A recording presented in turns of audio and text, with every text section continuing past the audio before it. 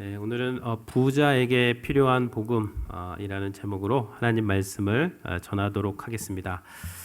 참호 안에는 무신론자가 없다. 전쟁터 한복판에서는요, 모두가 다 하나님을 찾습니다. 하나님 이 문제만 해결해 주시면 제가 이렇게 하겠습니다. 이런 말을 하지만 그 문제의 파도가 지나가고 나면 하나님을 찾는 그 간절함도 사라지게 됩니다. 여러분, 우리가 보통 복음을 전할 때 환난당한 자, 고난당한 자, 낭망한 자들, 이런 분들에게 복음을 전할 때는 비교적 복음이 잘 전해집니다. 근데 반면에 건강한 자, 부자, 사회적으로 안정된 분들, 이런 분들한테 복음을 전하면요, 이런 말을 할 수가 있습니다. 저는 저의 삶에 만족하고 있습니다. 저는 남을 돕는 일 또한 하고 있습니다. 그리고 남에게 피해를 주지 않으려고 제가 노력하면서 살고 있습니다. 저에게 종교는 필요가 없습니다. 라고 대답을 할 수도 있는 것이죠. 그럼 우리가 기독교에서 복음을 전할 때 이 큰 흐름은 무엇이냐면요, 당신에게 문제가 있습니다. 그 문제의 근원은 죄입니다. 예수님께서 당신의 죄를 해결하셨습니다. 회개하고 예수님을 믿고 구원을 받으십시오. 이것이 어떠한 복음의 큰 흐름이거든요. 그런데 당신에게 문제가 있습니다. 그랬는데 저는 지금 괜찮습니다. 저의 삶에 비교적 만족하고 있습니다. 저는 고맙지만 종교는 필요 없습니다. 라는 그러한 사람들도 있는 것이죠.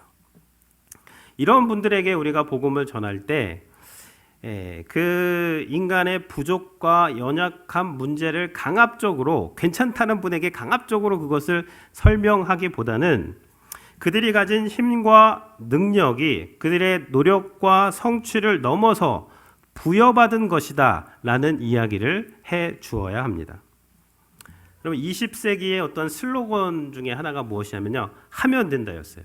정말 20세기에는 하면 된다, 이 말이 많은 사람들을 이렇게 영감을 주고 그것을 통해서 이룬 사람들이 많았죠. 근데 21세기에 들어오면서 여러분, 해도 안 되는 사람들이 늘어나게 되면서 여러분, 이 양날의 검과 같은 말이 되었습니다. 하면 된다.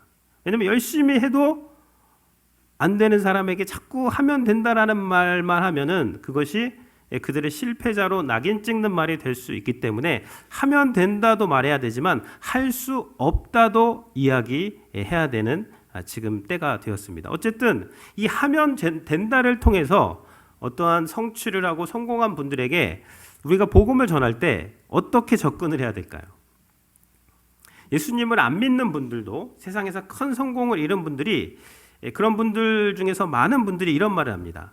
내가 노력을 하고 내가 열심히 한 건 사실이지만 그러나 저에게는 운이 따라 주었습니다. 이런 말을 해요.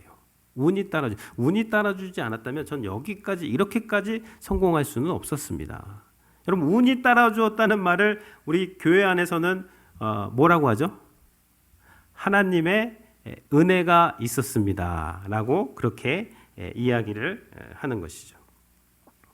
내가 이렇게 된 것이 나의 노력만으로 된 것이 아니라 신의 은총이다. 좋은 부모를 만나고 좋은 시대에 태어나고 좋은 스승을 만나고 내게 좋은 기회가 주어졌기 때문에 내가 지금 여기에 서 있을 수 있다라는 그러한 의식을 가지고 있다면 그런 분들에게 우리가 복음을 효과적으로 이렇게 전할 수가 있게 되는 것이죠.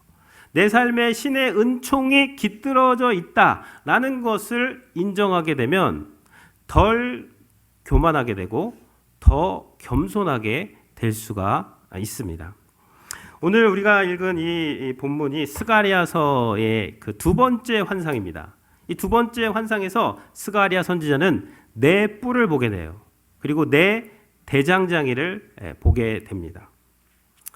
이 큰 이 환상의 내용은 뭐냐면요, 이 네 뿔이 있는데 네 대장장이가 와서 이 네 뿔을 다 떨어뜨리는 그 환상을 하나님께서 스가랴 선지자에게 보여주시는 내용이 오늘 우리가 읽은 그러한 본문이 되는 것입니다. 근데 이 네 개의 뿔은요 무엇이냐면 이스라엘을 압제했던 그런 제국들이 됩니다.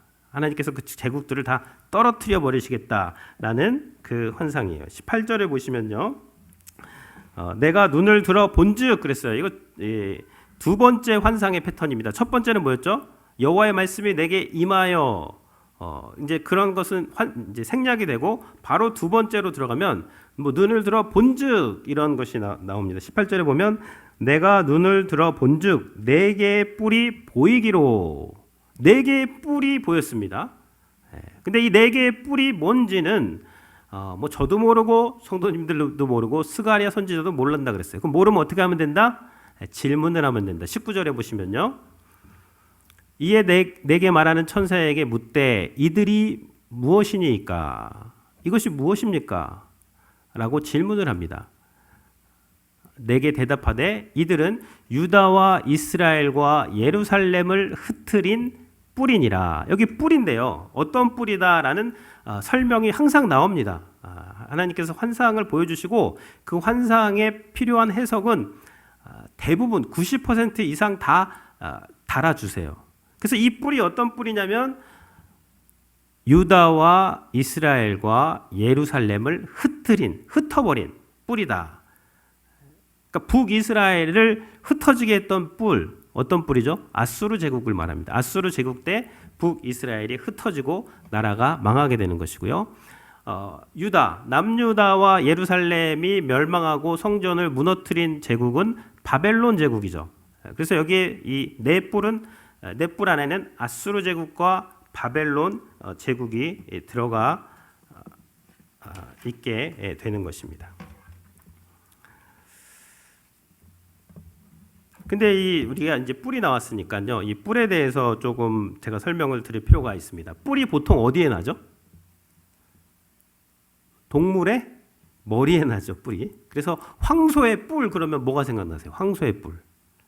황소의 어떤 힘, 어떤 그런 것을 상징을 하게 되는 것입니다. 그러니까 이 뿔은요, 성경에서 동물의 머리에 나는 건데 이 뿔이 상징하는 것은 어떤 힘과 권력입니다. 근데 이 힘과 권력, 이 뿔이요, 긍정적인 이미지로도 사용이 되고 부정적인 이미지로도 사용이 됩니다. 이 스가랴서와 또 비슷하게 환상이 많이 나오는 책이 요한계시록인데 이 요한계시록에도 뿔이 나옵니다. 요한계시록 17장에 보면 대표적인 나쁜 이미지의 뿔인데요. 7머리를 가진 용, 그 7머리에 10뿔이 나 있습니다. 근데 그 10뿔에 보면은 그 뿔들은 10왕이다라고 거기 설명이 되어 있어요. 그래서 이 뿔이 뭐냐? 7머리에 달린 10뿔은 하나님을 대적하는 권력자들, 권세자들, 왕들을 말할 때 7머리에 10뿔, 여기서는 부정적으로 사용되는데 똑같은 요한계시록에서 5장은 어린 양을 예배하는 장입니다. 근데 이 어린 양을 묘사할 때 어린 양에도 뿔이 있어요. 요한계시록 6장 5장 6절에 보면요. 내가 또 보니 보호자와 내 생물과 장로들 사이에 한 어린 양이 서 있는데 사도 요한이 하늘이 열려서 그 천상의 예배 장면을 보게 되는데 어린 양의 장면을 보게 되는데 그 어린 양이 있는데 일찍이 죽임을 당한 것 같더라. 그에게 7뿔과 그랬습니다. 어린 양에게 7뿔이 있다는 것이죠. 7은 뭐죠? 완전 숫자. 어린 양이 완전한 힘과 능력을 갖고 계시다라는 것을 상징하는 것이 7뿔이 되는 것이고요. 7눈이 있으니 이 눈들은 온 땅에 보내심을 받은 하나님의 7영이더라. 그래서 이 어린 양에게 이 7뿔을 가진 어린 양이 그 7머리에 10뿔을 가진 용을 이기는 거예요.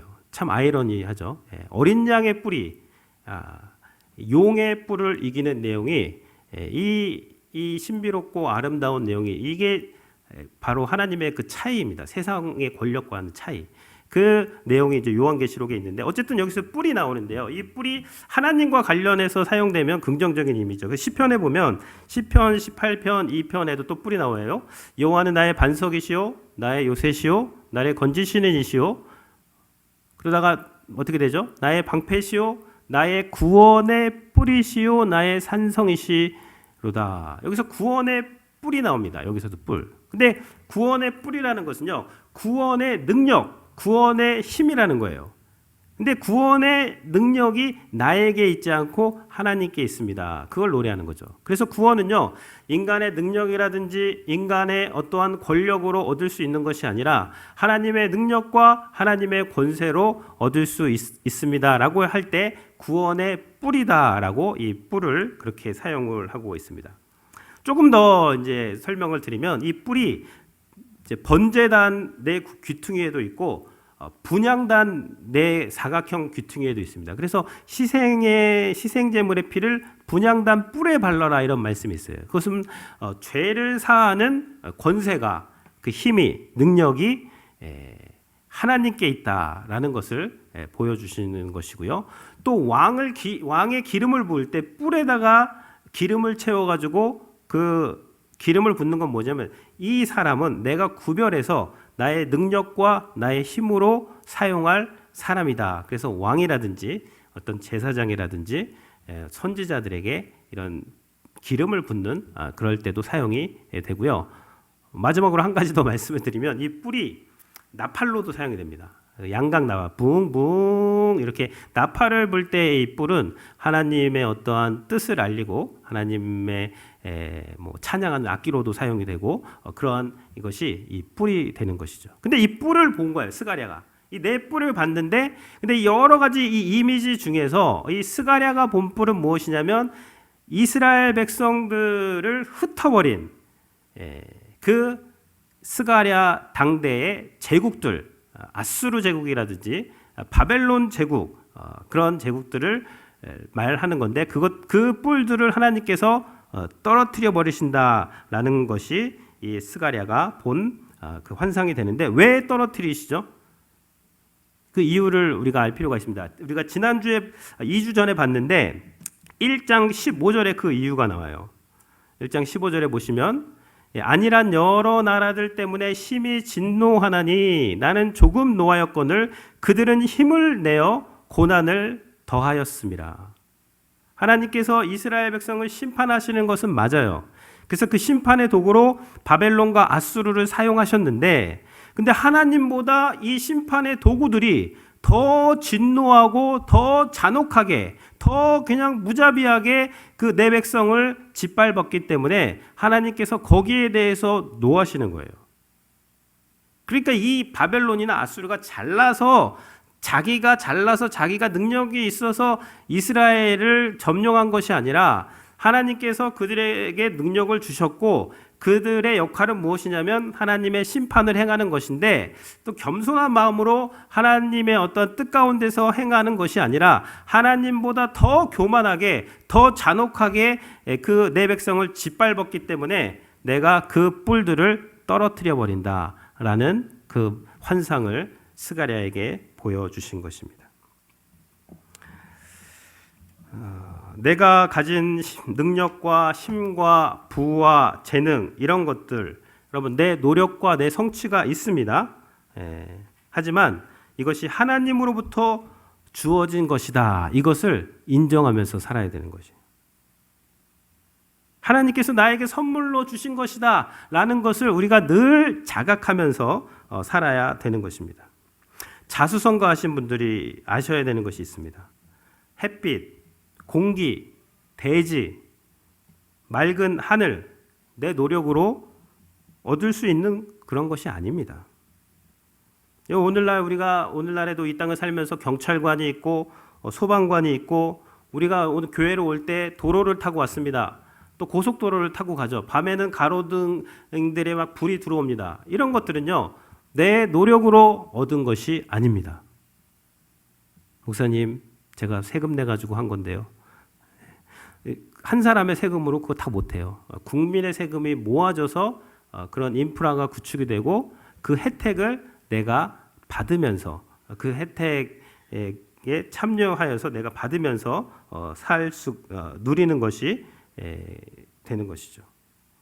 그러니까 하나님께서 우리에게 허락한 뿔들이 있다는 거예요. 이 뿔들, 어떠한 능력이라든지 권세라든지 힘이라든지 하나님 우리에게 주신 그런 것들이 있는데 그런 것들이 내 노력만으로 되었다라는 것이 상당히 위험한 발상이 되는 것이고, 그러면 그럴 때에 이 아수르나 바벨론이 왜 그렇게 요즘으로 말하면 갑질이죠. 왜 갑질을 했죠? 왜 다른 사람을 깔보고 무시하고 하대하게 되는가? 이것이 내가 내 노력으로 내가 성취했다는 그러한 어떤 권리 의식에 충만하게 될 때, 특권 의식에 충만하게 될 때, 하나님이 나에게 이것을 부여하시고 하나님이 나에게 허락하신 것이라는 것이 의식이 사라지게 될 때 이러한 갑질을 하게 되는 것이고, 하나님께서 거기에 대해서 분명히 심판하시겠다. 하나님께서 그 교만한 뿔들을 떨어뜨리시겠다라는 것이 이 첫 번째, 두 번째 환상에서 하나님께서 보여주시는 것이죠.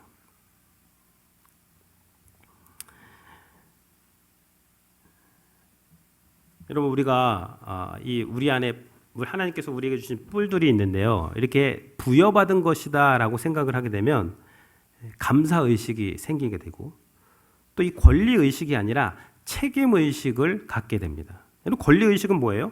내가 노력해서 내가 이루었기 때문에 나에게 이런 권리가 있다는 거예요. 이게 조금 더 나가면 특권 의식으로 나가게 됩니다. 그러니까 권리 의식과 특권 의식으로 충만해서 신앙생활을 하는 사람들이 있고, 그렇지 않고 책임 의식이 충만한 사람들이 있어요. 책임 의식은 무엇입니까? 그러니까 내 노력만으로 된 것이 아니라 이 공동체를 통해서 하나님께서 나에게 주셨기 때문에, 하나님께서 나에게 주신 힘과 능력을 나만이 아니라 공동체를 위해서, 이웃을 위해서, 하나님을 위해서 내가 이것을 사용해야 된다라는 것이 책임 의식이 되는 것입니다. 그러니까 하나님께서 우리에게 주시는 그러한 건강의 뿔이 있고요, 시간의 뿔, 성공의 뿔, 부의 뿔, 성취의 뿔, 이런 많은 뿔들이 있는데, 내가 이 뿔들에 대해서 이렇게 그 권리 의식이라든지 이건 내가 한 것이다라는 것이 충만한지, 아니면 여기에 대해서 책임 의식을 가지고 있는, 하나님이 나에게 이것을 주셨다면 이것을 어떻게 사용하시기를 원하는가 하는 책임 의식이 있는지 한번 오늘 잘 생각을 해보시기 바랍니다. 이걸 다른 말로 하면, 책임 의식을 다른 말로 하면, 성경의 말로 하면 사명 의식이 되는 것이죠. 소명 의식이 되는 것입니다. 하나님께서 나에게 주신 이것을 내가 어떻게 사용하고 어떻게 하나님의 뜻을 이루어야 되는가. 이 겸손한 마음으로, 이 교만의 뿔이 아니라 겸손의 뿔이 될 때에 이러한 책임 의식과 사명 의식을 가질 수가 있게 되는 것입니다. 여기서 이 뿔에 대해서 또 한 가지 볼 것은요, 이스라엘 백성들이 이 뿔 때문에 어떻게 보면 패배주의에 빠져 있었던 거예요. 하나님이 일으킨 그 뿔들 때문에 다 짓밟히고 흩어지고 망해버리고 쫓겨났기 때문에 그 강력한 그 제국들, 포로 생활하면서 그 가운데서 이스라엘 백성들은 패배주의에 빠져서 우리는 다 끝났고, 또 돌아왔지만 16년 동안 기초공사 돌만 놓고 아무것도 못한 거예요. 먹고 살기 바빠가지고. 그러면서 이렇게 사는 거지, 어떡하겠어, 그냥 그런 거지. 그러면서 살고 있는 상황에서 하나님께서 그 이스라엘 백성들에게 보여주신 환상은 뭐냐면, 그 제국의 뿔들을 하나님께서 대장장애를 통해서 떨어뜨리신다는 거예요. 그러니까 하나님께서 그 교만한 뿔들, 그 왕들과 제국을 꺾어버리시고 부숴버리신다. 그 뿔들을 떨어뜨리신다. 이 환상을 보여주시면서 이 이스라엘 백성들에게 그 뿔들 때문에 하나님을 섬길 수 없다라는 그 패배의식을 가진 그 이스라엘 백성들에게 이 환상을 보여주시면서 그 패배의식에서 벗어나서 내가 그 뿔들을 떨어뜨릴 것이다. 내가 그 뿔들을 꺾어버릴 것이다. 그러니까 너희들은 그 뿔만 보면서 낭망하지 말고 나를 보면서, 나를 신뢰하면서 다시 일어나라. 내가 너를 통해서 일할 것이다 라는 것이 이 뿔의 그 환상의 메시지가 되는 것입니다. 20절을 또 보면요, 이제 이 환상에서 다른 또 한가를 보여주세요. 20절에 보면, 그때에 여호와께서 대장장이 4명을 내게 보이시기로, 여기서 또 보여주셨습니다. 그럼 대장장이 4명이 우린지 모르죠. 그럼 어떻게 한다? 질문을 하면 됩니다. 21절에 보면요. 이제 여기 나옵니다. 대장장이. 내가 말하되 그들이 무엇하러 왔나이까. 그러니까 대장장이니까 그들의 행동, 그들의 역할이 무엇입니까? 이렇게 이야기를 합니다. 그러니까 대답합니다. 대답하여 이르시되 그 뿔들이 유다를 흩트려서 사람들이 능히 머리를 들지 못하게 하니, 그 네 뿔을 말한 거예요. 네 뿔이 유다를 다 흩어버리고 유다를 머리를 들지 못하게 그냥 머리를 숙이고 낭망하고 좌절 가운데 있게 만들었기 때문에 그 네 뿔들을 말하는 거죠. 이 대장장이들이 와서 그것들을 두렵게 하고, 그것들은 네 뿔입니다. 대장장이가 하는 역할은 무엇이냐면 네 뿔을 두렵게 하고 이전의 뿔들을 들어, 이 네 뿔 말고 또 하나님이 사용하신 다른 뿔들이 있어요. 그 뿔들을 일으켜서 이 네 뿔을 떨어뜨리는 그 일을 하는 것이 이 대장장이의 역할이 된다라고 그렇게 설명을 해주고 있습니다. 그래서 이 대장장이에 대해서도 나왔기 때문에 설명이 필요합니다. 성경에서 이 대장장이라고 사용된 이 단어는 석수나 목수, 성경에는 석수와 목수가 이제 같은 개념입니다. 석수나 목수에 사용이 되었고, 또 금속 세공업자들에게 이 대장장이가라는 말이 사용이 되었습니다. 그래서 영어 성경에는 이 대장장이를 크래프트맨, 만드는 자다라고 그렇게 번역을 하고 있습니다. 그러니까 이 대장장이는 뭐 하는 사람이냐면 어떤 목적이 있어요. 그 목적을 가지고 목수는 나무를 이렇게 만드는 것이고, 석수는 돌을 막 쪼는 것이고, 금속 세공업자는 금속을 잘라내기도 하고 풀물에 넣기도 하고, 그런 것을 통해서 어떤 아름다운 작품을 만들어내는 것을 대장장이다라고 성경에서 사용을 하고 있습니다. 그래서 이 대장장이가 성막을 건축할 때는 성막 건축업자로, 그렇게 성전이나 성막의 건축업자로 사용이 되기도 합니다. 그러니까 이 대장장이가 오늘 본문에서는 그 제국의 뿔들을 떨어뜨리는 어떤 망치 역할을 하는 거예요. 부숴버리는 거, 떨어뜨리는 거. 이 대장장이가. 그런데 아까 뿔도 마찬가지로, 뿔도 긍정의 이미지와 부정의 이미지가 있는 것처럼 이 대장장이도요, 긍정적인 이미지로 쓰일 때는 어디였죠? 성전 건축을 할 때는 건축가였어요. 석수는 어떤 원석에서 작품을 봅니다. 그래서 막 석수가 정을 하고 돌을 쫄 때에 다른 사람들은 못 보지만 그 석수는 그 원석 안에 있는 작품을 보게 되는 것이죠. 그럴 때도 대장장이라는 단어가 사용이 된 것입니다. 그래서 지난주에 우리가 봤듯이 이 예루살렘에 다시 먹줄이 쳐진다. 먹줄이 쳐지면 이 석수 같은 사람들이 먹줄을 치고 정으로 거기를 막 쪼으면 돌이 갈라지기도 하고 어떠한 그 작품이 나오기도 하게 되는 것이죠. 그래서 이 성도에게 이 뿔이 교만한 뿔이 될 때는 하나님께서 떨어뜨리시지만, 그러나 성도의 뿔, 겸손의 뿔입니다. 하나님을 위한 뿔이 될 때에 하나님께서 이 대장장이라는 말은 무엇이냐면, 하나님께서 그들을 다듬으시고 그들, 에베소서에 보면은 교회가 그리스도 안에서 함께 지어져가는 집이라 그랬어요. 그러니까 건물마다 성으로 연결이 되고 이 돌들과 돌들이 연결이 되어서 아름다운 성전으로 만들어져 가는 것, 그것이 이 대장장이가 하는 그런 역할이 되는 것입니다. 그래서 이 대장장이는 누구시냐면요, 신약에서 보시면 예수님으로 보시면 됩니다. 성도에게는 대장장이가 예수님이에요. 그럼 이 대장장이가 우리를 막 돌로 막 쫄 때, 막 우리는 당황하죠. 막 아프고 돌들이 막 뭉텅뭉텅 돌들이 막 잘라져 나가고 그 망치질을 할 때 우리가 당황스럽고 막 아프고 왜 이러지 하지만, 그러나 그런 과정을 통해서 그리스도의 어떤 형상이 조금씩 드러나는 거예요. 우리 가운데서.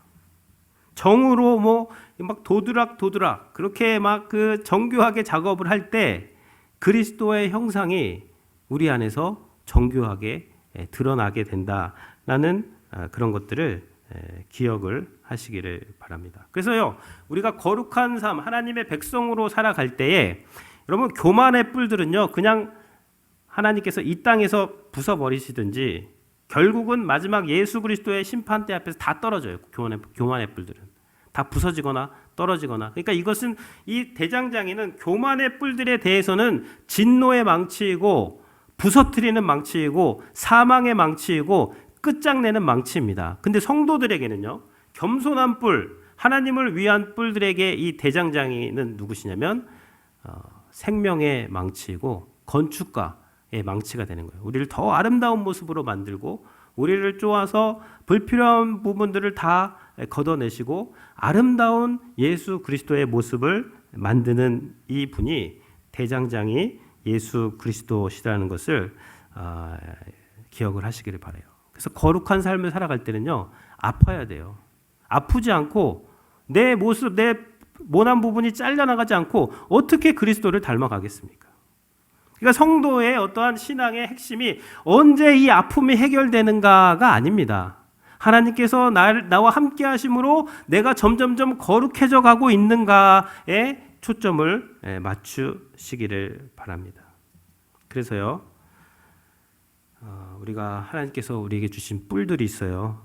뭐 시간의 뿔, 재물의 뿔, 지식의 뿔, 사회 지위의 뿔, 이런 것들을 하나님이 주신 것으로 알고 하나님을 위해서 우리가 선용해야 되는 것이고요. 결국 교만의 뿔은 다 떨어집니다. 교만의 뿔, 압제의 뿔, 갑질하는 뿔, 이거는 우리 스스로가 다 떨어뜨려야 돼요. 하나님 안에서. 그리고 우리가 겸손의 뿔이 되고 결국 하나님이 주신 뿔로 우리가 뭐 해야 되냐면 섬김의 뿔이 되어야 돼요. 그리고 번제단의 그 뿔들처럼 용서의 뿔이 되어야 돼요. 우리가 다른 사람 용서해야 돼요. 그리스도께서 우리를 용서하셨기 때문에. 그리고 우리가 희생할 수도 있어요. 그리스도께서 나를 위해서 희생하셨기 때문에 나도 누군가에게 희생할 수 있는 이유와 근거를 우리가 갖고 있게 되는 것이죠. 그리고 이 뿔이 양각 나팔이 되어서 우리가 가진 뿔로 부흥부흥하면서 하나님을 찬양하시기를 바랍니다. 하나님 찬양하셔야 돼요. 나를 높이고 나를 자랑하는 것은 그것이 아니라 하나님을 높이고 하나님을 찬양하고 복음의 뿔, 찬양의 뿔, 경배의 뿔로 사용할 때, 그럴 때 하나님께서 우리를 통해서 영광을 받으실 줄로 믿습니다. 아멘.